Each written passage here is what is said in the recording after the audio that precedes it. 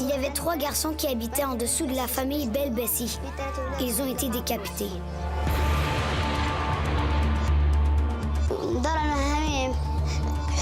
Chez Al-Maïm, ils ont reçu une roquette qui a tué tous les membres de leur famille. Sauf un. Il s'appelle Moazis. Puis, ils ont bombardé chez Darzena à côté de l'Etmoun. 6 d'entre eux sont morts. Et la famille Abou Shadin s'est enfuie. Ils ont laissé leur magasin ouvert.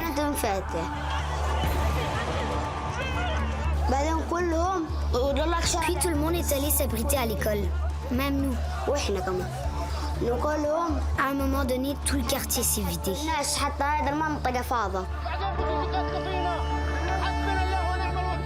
Et toi, as-tu eu peur? Non, je n'ai pas peur de la guerre. Tu as peur de quoi? J'ai peur de rien. Sauf du noir. C'est tout.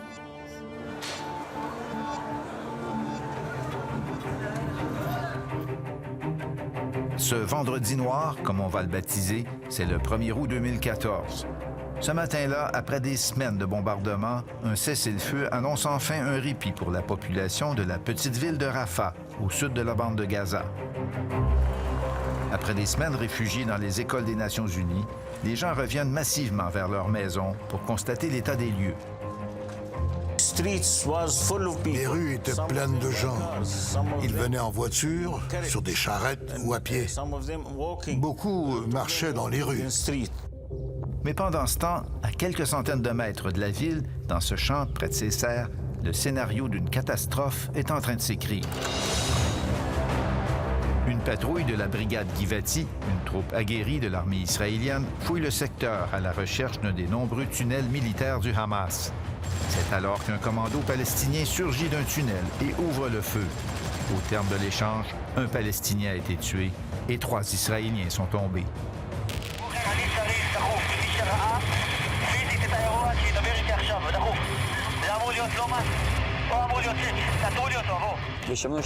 On a entendu des coups de feu et une communication sur notre radio militaire nous a annoncé que nos camarades avaient été attaqués. Et lorsqu'on a compris qu'ils étaient morts, nous nous sommes tout de suite mis en route vers eux. Matan Oresh, un jeune officier de la brigade Givati, est un des premiers sur les lieux. Rapidement, un constat s'impose. Il manque un soldat. Son nom, Hadar Goldin. Il a été emporté dans un tunnel dont on découvre l'entrée. Mort ou vif, on n'en sait rien. Un nom de code, Hannibal, retentit dans les radios.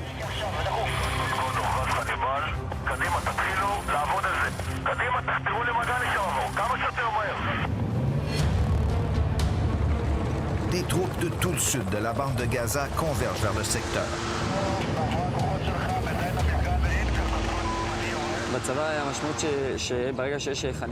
Dans l'armée, dès que le code Hannibal est lancé, on sait qu'on doit faire tout ce qu'on peut pour ramener le kidnappé à la maison. C'est important d'agir le plus vite possible. Si tu hésites, tu diminues tes chances.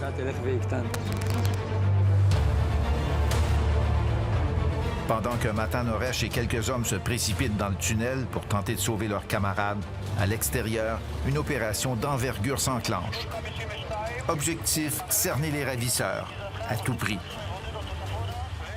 À 10 heures, les Israéliens se sont mis à tirer d'une manière épouvantable.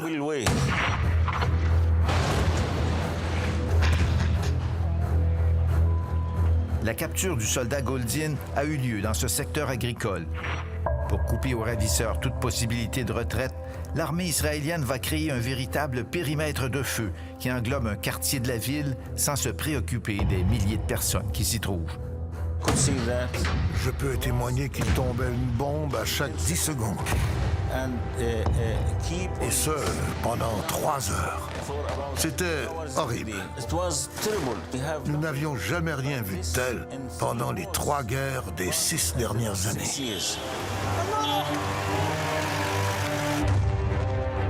Sous terre, la traque continue. Le tunnel était presque dans la noirceur totale. Et même avec nos lampes, on voyait à peine à 2 mètres devant nous. Nous tirions 2 ou 3 balles à chaque 50 mètres, de manière à pouvoir abattre un combattant du Hamas qui aurait pu surgir d'un autre passage.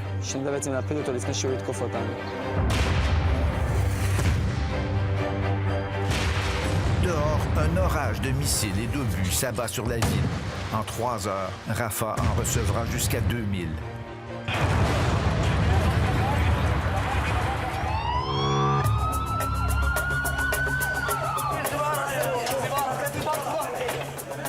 Les civils sont pris dans une souricière. L'hôpital Najjar de Rafah est submergé. Nos ambulances les amenaient de partout autour de l'hôpital. Dans ce quadrilatère d'environ 1 kilomètre par 3, c'était plein de morts et de blessés. Sans compter les réfugiés qui affluent par dizaines. On comptait environ 1000 civils dans la cour, sur le sol, partout dans l'hôpital. Mais ni les ambulances, ni l'hôpital n'échappent aux bombes.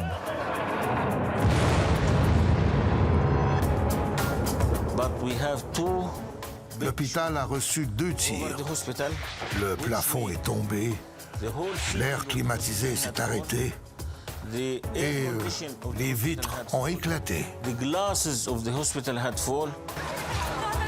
Le docteur Shehada croit qu'il s'agit de frappes d'avertissement destinées à provoquer l'évacuation de l'hôpital.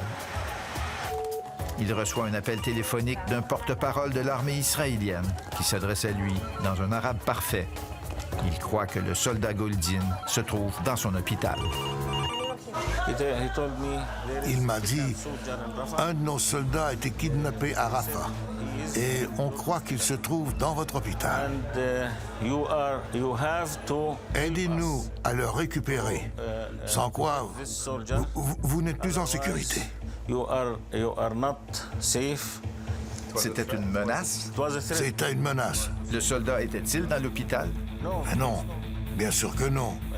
Je lui ai dit, votre message est une honte.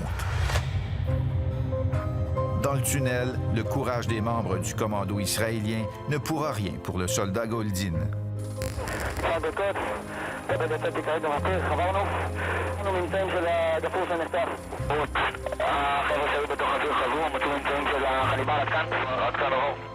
Divers indices, notamment beaucoup de sang, ne laissent finalement plus de doute.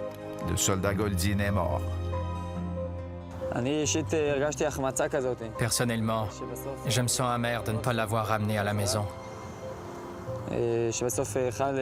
Notre camarade kidnappé n'est pas rentré chez lui.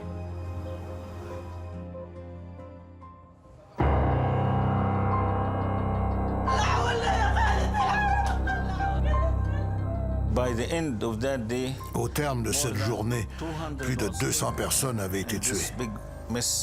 Nous avions envoyé ailleurs de nombreux cadavres que nous avions placés dans des congélateurs à légumes des épiceries aux alentours. Et à la fin de la journée, il en restait encore 65 dans l'hôpital. Tous des civils? Oui, tous des civils.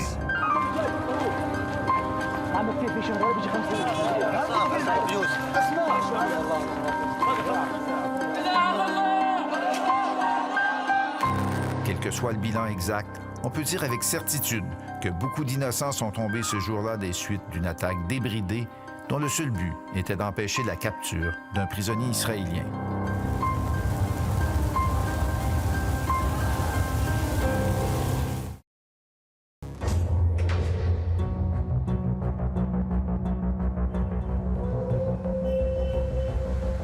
Dans les décombres d'un quartier de la ville de Gaza, nous avons rendez-vous avec Mahmoud El-Zahar.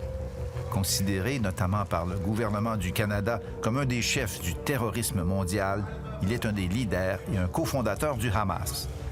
Il nous reçoit dans sa maison en reconstruction. C'est la 4e, dit-il. Les 3 précédentes ont été détruites par l'aviation israélienne. Ils attaquent des maisons et des hôpitaux. Ils attaquent des enfants qui jouent au football sur la plage. S'ils s'attaquent aux civils, c'est dans le but de punir la population palestinienne. Pour Israël, la responsabilité ultime des morts chez les Palestiniens retombe inévitablement sur le Hamas et ses alliés qui cachent leurs armes et lancent leurs roquettes depuis les zones habitées, se servant des civils comme boucliers humains. Mais soulever ici la question de crimes de guerre qu'aurait pu commettre le Hamas, c'est ouvrir un dialogue de sourds. Nous ne sommes pas ici pour répondre à cette question comme si c'était arrivé. Je n'accepte pas d'y répondre. Mahmoud El-Zahar rage contre l'enquête de l'ONU qui a aussi écorché le Hamas. Si vous voulez un exemple de crime de guerre, dit-il, regardez l'opération Hannibal à Rafah. Voilà ce à quoi les Nations unies devraient s'intéresser avant de traiter le Hamas de terroriste. Malgré la démission de son président, William Chabas, la commission d'enquête du Conseil des droits de l'homme de l'ONU a poursuivi ses travaux sous la présidence de Mary McGowan Davis. Son enquête, qui n'épargnera pas le Hamas, va aussi s'attarder sur ce vendredi noir, celui de l'opération israélienne Hannibal à Rafah. On ne conteste pas le droit de se défendre. Ce qu'on conteste, c'est la manière de répondre.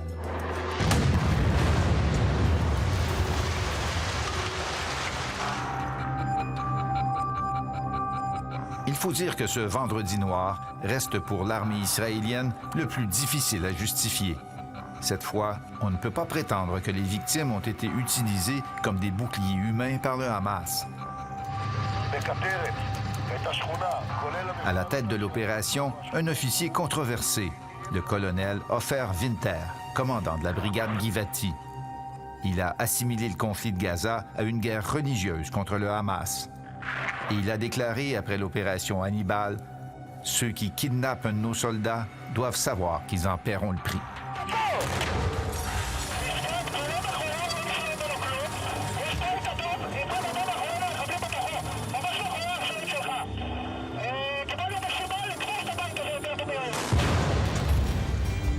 Le vendredi noir de Rafah a déclenché sa part de controverse en Israël alors que le grand public a découvert l'existence de la directive Hannibal.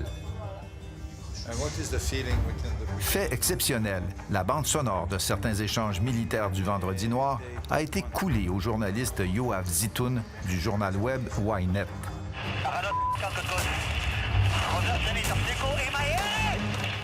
Cette fuite d'un extrait soigneusement choisi aurait eu pour objectif de montrer au public israélien que les officiers, ce jour-là, ont eu un comportement somme toute modéré. Fait à noter cependant, c'est la sécurité de ses propres soldats qu'invoque l'officier.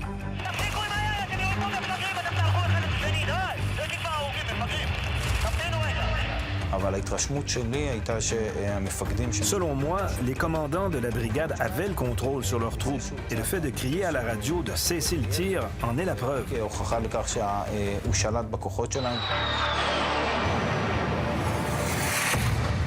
Mais notre enquête montre que l'assaut des troupes israéliennes n'avait rien de retenu. Elle nous a permis de découvrir qu'un bras de fer opposait l'aviation et des officiers au sol qui, eux, réclamaient des bombardements aériens encore plus massifs. Au cours de nos entrevues, cette révélation d'un haut gradé de l'armée de l'air. Les troupes au sol nous demandaient de bombarder massivement. Mais nos bombardements ont été très limités. Quand on nous demandait une dizaine de frappes, nous lâchions 2 bombes. C'était une situation très tendue et ils nous demandaient tout le soutien possible. Mais je suis fier de dire que nous ne leur avons pas fourni toute la puissance de feu qu'ils réclamaient.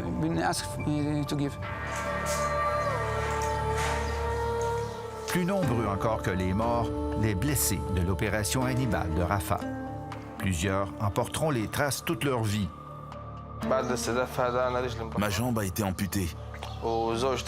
Ma femme a eu ses 2 jambes amputées. Mon fils a eu sa jambe amputée. Mon frère et sa femme sont morts. Wael al-Namleh et les siens ont été frappés alors qu'ils fuyaient ensemble les bombardements.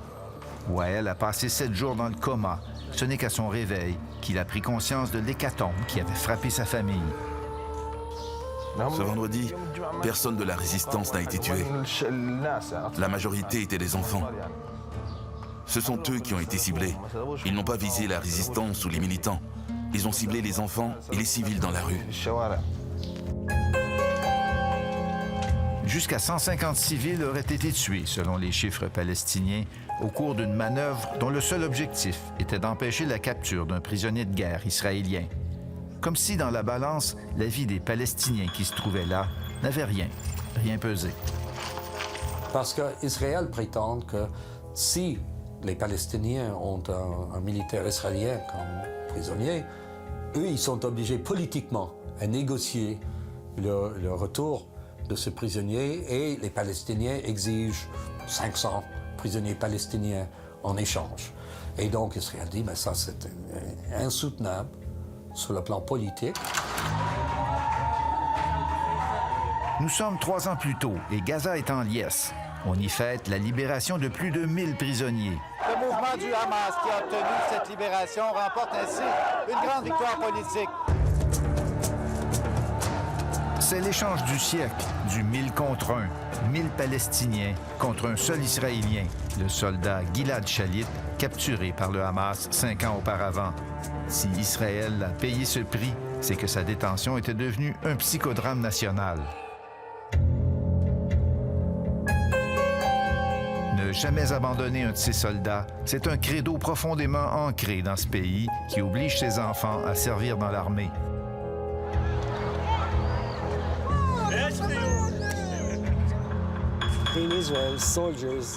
En Israël, contrairement aux autres pays, les soldats ne sont pas eux, ils sont nous. Nous avons tous été conscrits.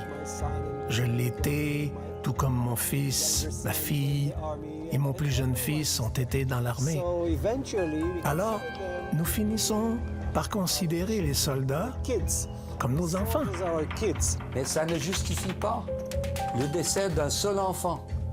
Le fait qu'Israël ne veut pas qu'un de ses soldats soit pris prisonnier. Ça, c'est pas une justification militaire, c'est une justification politique.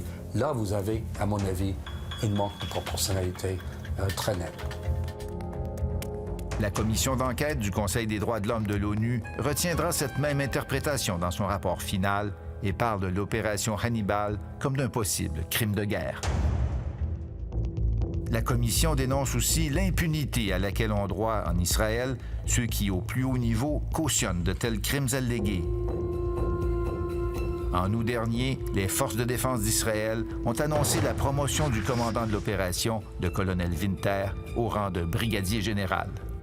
Ils veulent enquêter sur Israël pour des crimes de guerre, mais personne ne peut enquêter sur Israël.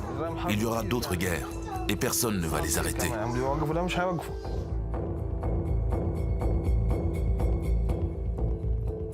Qu'il y ait ou non une prochaine guerre, qu'Israël en tire ou pas des leçons, à sa face même, l'opération Hannibal restera comme une tache dans l'histoire d'une armée qui se veut morale